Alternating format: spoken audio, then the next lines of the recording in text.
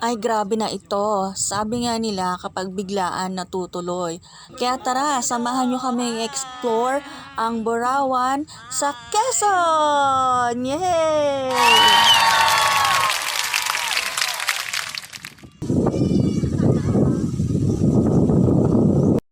Hello Philippines sa buhay! Hello Philippines sa buhay! Hello, Philippines!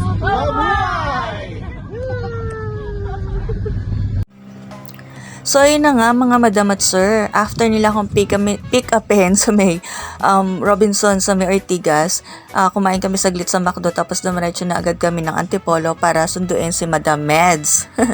Video! Hi! Hi! I've been driver. Hello, Philippines! Mabuhay! So high, summer love, let's touch the sky. Dance, dance in the summer heat.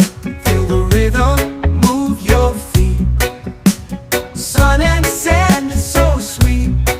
The summer days can't be beat. Palm trees swaying, breeze so light. Party all day, dance all night. Feel the sunshine, feel the glow. Summer vibes, just let it flow. Dance, dance in the summer heat.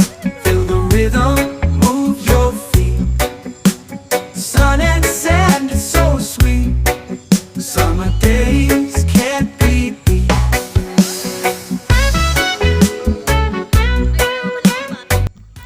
So ayun na nga mga madam at sir, pagdating naman namin dito sa may kanto, bago pumasok dun sa makipot na daan papasok ng resort, ayan, medyo nahirapan kami kasi masikip siya, tas baku-baku pa. Buti na lang wala kaming kasalubong.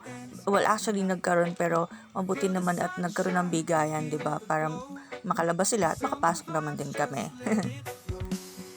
Dance, dance in the summer heat. Feel the rhythm. So yan na nga, nakarating na rin kami at last. Kaya welcome to Borawan Beach Resort!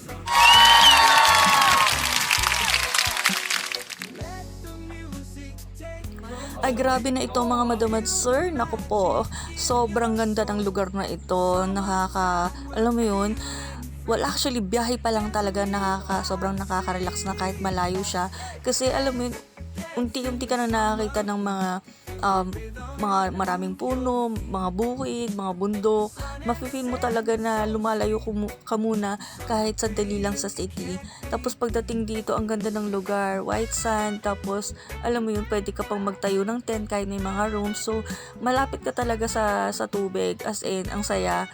Kaya ayun, nag-prepare na kami ng mga lulutuin para mamaya sa dinner kasi hapon na yata kami dumating ito, siguro para mga 2 or 3 PM na yata. Ganun.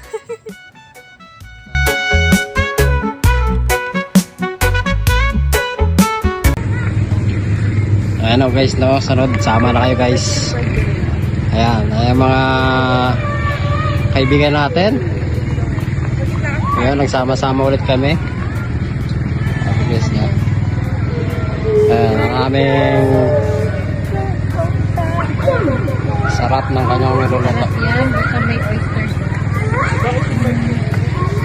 Sarap. Siyempre, di mawawala ang inihaw. Nihaw. Ihaw. Nihaw. Naka-live ka? Hindi, video. Video. Naka-live ka.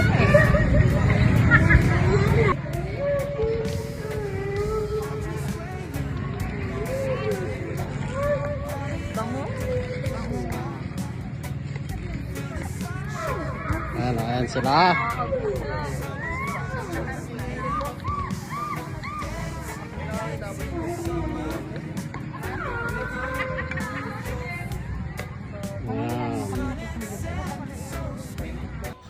So yan, unti-unti na ngang dumidilim at ayun nga, malapit na rin matapos si Bes sa mga niluluto niya at yung aming nihaw ay malapit na rin maluto. At syempre excited na ako kasi anong oras na gutom na kami. Ayun. Pero, at saka syempre, parang alam mo yun, ang sarap ng mga niluluto ni Bes, kaya lalong kumakalam yung mga sigmura namin. At syempre, may pa-cake pa sila mamaya, di ba? Tapos, meron nga din kaming darating na mga bisita pati. May darating na 2 mga kaibigan si Bes. Ayan! Feel the rhythm